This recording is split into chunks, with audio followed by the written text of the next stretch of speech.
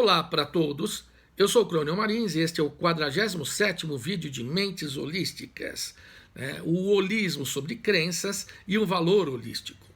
Então depois deste vídeo teremos mais 5 vídeos para completar a série. Mas se você chegou a esta série apenas neste vídeo, é só se inscrever no canal e você terá acesso aos outros 46 vídeos. E também será avisado sempre que tivermos algum outro vídeo. Inclusive porque ao terminarmos a série não vamos parar nosso trabalho de difusão científica, difusão de ideias, num aspecto principalmente holístico e integrativo. Bem, estamos falando sobre o holismo semântico, o holismo sobre significados, e falamos principalmente sobre o holismo na linguagem. Será que eu preciso entender toda uma língua para poder me expressar, para poder me comunicar nessa língua? E será que existe algo como uma linguagem que não seja adstrita a grupos? Wittgenstein dizia que você não tem uma linguagem privada. A linguagem ela é intersubjetiva. E é neste sentido que a linguagem é o grande exemplo do holismo semântico. Nós vimos alguns aspectos do holismo semântico que têm profundas consequências na maneira como nos comunicamos, como interpretamos os outros, como entendemos uma linguagem diversa da nossa, ou principalmente pessoas que, mesmo falando a mesma linguagem, têm significados diferentes por conta de viverem de forma diferente, terem uma educação familiar, um convívio com amigos de forma diferente, às vezes com elementos estrangeiros, de imigrantes, às vezes por estarem no campo e nós estamos na cidade, às vezes por terem colegas e familiares com um nível de cultura médio, superior ou não. Então, como nos comunicamos com essas pessoas? Isso nós já falamos sobre nos vídeos anteriores. Hoje vamos falar sobre o holismo semântico, mas nas crenças, nas ideias em geral. Eu tomei contato com a ideia de holismo sobre crenças, lendo um livro durante a minha fase de doutorando, preparando material para a tese de doutorado, lendo um livro do filósofo alemão Michael Esfeld. É este o livro aqui. Holism and the Philosophy of Mind and the Philosophy of Physics. Ou seja, holismo na filosofia da mente e na filosofia da física. O que o Esfeld faz é mostrar que a ideia de holismo está presente tanto nas ciências exatas, e ele dá o exemplo na física, na física quântica, quanto nas ciências humanas, e ele dá o exemplo no holismo sobre crenças. Eu traduzi esse livro e vou deixar para vocês o link para a tradução em português. Ela ainda precisa de uma revisão, mas dá para você ter o conhecimento nas principais ideias do livro sem precisar importar a versão em inglês ou em alemão. Pois bem, a ideia é que nós não temos crenças simples que vão se articulando em crenças complexas. Nós temos uma totalidade que significa a crença e que ela vai influenciando em como nós vamos tendo outras crenças que vão sendo adicionadas a esta rede de crenças. Eu dou um exemplo clássico, que é a pessoa acredita em lobisomem. Mas será que ela só acredita em lobisomem? Eu posso dizer que isto é um elemento desvinculado de outros? Não. Se ela acredita em lobisomem, ela acredita em coisas sobrenaturais que saem da descrição física biológica comum. Que coisas são essas? Vai variar de pessoa para pessoa. Provavelmente ela acredita em alguns tabus familiares que podem, por exemplo, ter como consequência que nasça um lobisomem. É aquela história do 7º filho e tudo mais. Ela pode acreditar nisso. Se ela acredita que o lobisomem é morto por uma bala de prata, ela vai ter crença sobre esse elemento, a prata. E por que é que este elemento mata um lobisomem? Ou seja, são muitas crenças relacionadas e não só a simples crença em lobisomem. Isso vale para todas as nossas crenças. Crenças religiosas, crenças ideológicas, crenças, todas as nossas crenças. Então, a ideia de holismo sobre crenças, né, é que eu preciso ter uma noção, pelo menos uma noção, da totalidade dessas crenças para entender uma crença em particular. Pois bem, essa ideia fundamental, ela me valeu muito. Por quê? Porque durante a minha fase de doutorando, chegou no finalzinho, estava meio atrasado, vamos falar a verdade, né? O meu orientador, professor Silvio Aparecido dos Santos, da Faculdade de Administração da USP, estava animado, estava gostando do resultado. Nós tínhamos encontrado que as empresas elas se distribuíam num espectro com relação às ações que nós podíamos chamar de holísticas, né? E aí ele me pergunta, foi em dezembro, Crônio, dá para você pôr na tua conclusão alguns parágrafos sobre o que é bom, como é bom para a empresa, né, pensar holisticamente, agir de forma holística? Eu falei, claro, professor. Mas o que ele não sabia é que eu fiquei uma semana quase sem dormir. Porque eu não queria colocar simplesmente, olha, é bom para a empresa ser holística porque ela está tendo responsabilidade social ou porque eticamente é a coisa certa a se fazer. É meio complicado falar sobre isso no mercado de capitais. Eu tinha um certo receio de como a banca, né, de avaliação ia receber isso. Mas aí eu pensei o seguinte, o que é um valor, por exemplo, que a empresa procura maximizar? Olha, o valor é uma crença. É uma crença que o mercado tem, é uma crença que os indivíduos têm nas atividades dessa empresa. Se é uma crença, existe o holismo sobre crença, por que não ter um holismo sobre valores?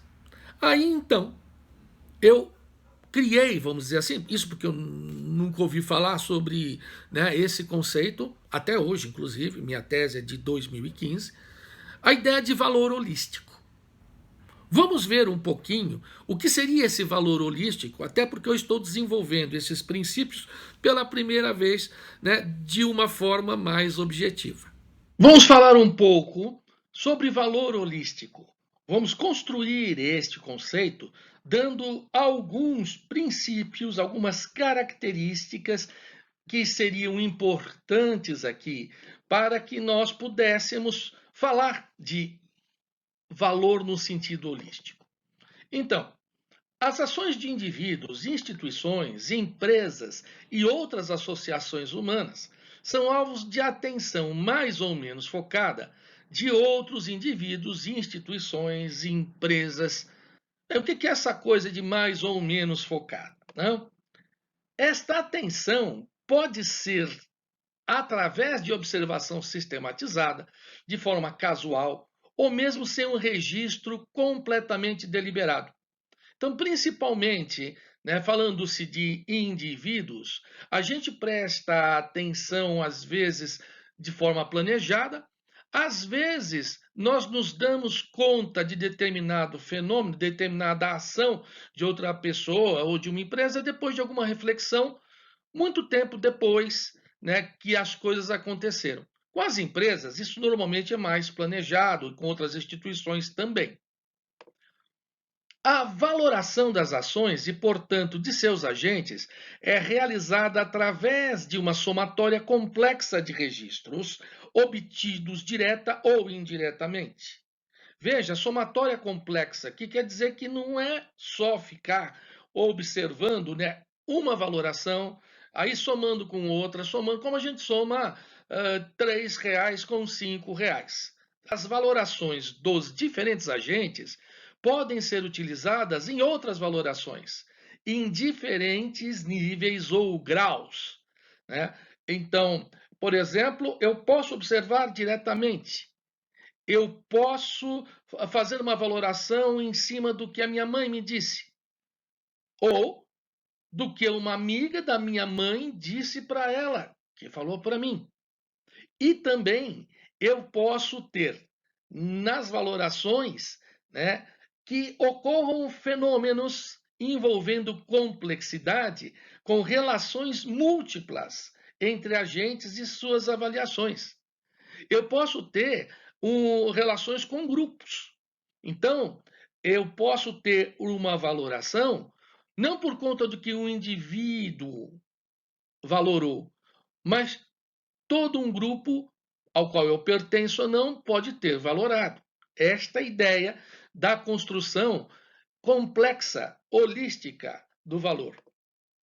Uma valoração geral irá influenciar valorações específicas, ou seja, o valor holístico assim o é porque, como totalidade, interfere nas valorações existentes. É aquele efeito multiplicador. A tendência de uma valoração ela continuar positiva ou negativa é muito grande. Então, isso se torna uma crença, como nós já vimos, e a crença ela é realimentada por toda uma rede. Assim também acontece com o valor. Deu para entender?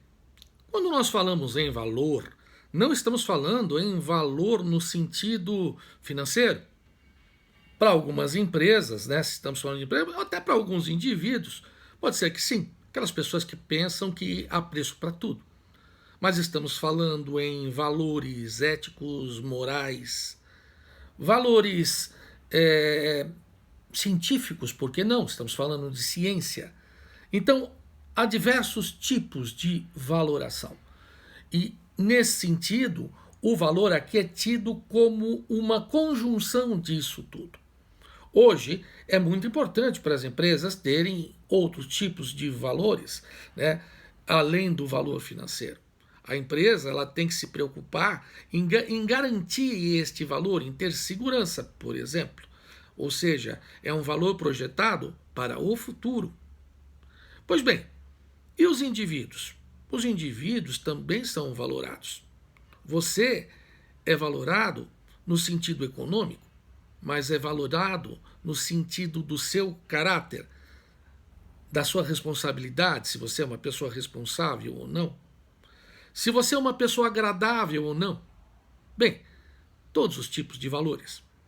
Então, a gente pode perguntar: como está o seu valor holístico? Se você é um pequeno comerciante, como está o valor holístico da sua empresa?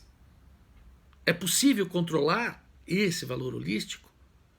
É possível fazer com que ele fique positivo cada vez mais para você como pessoa, para a sua família, para a sua empresa, para o seu grupo, para o seu time de futebol?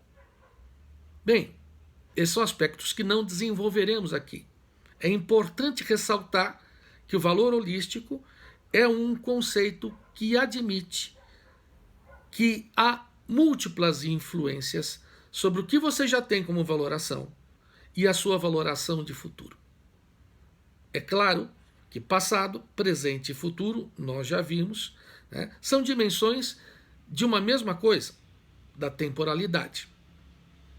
Bem, aí vem a pergunta: eu preciso então considerar todo e qualquer tipo de valor para ter o valor holístico? Esta é a ideia do holismo semântico relacionado com valores?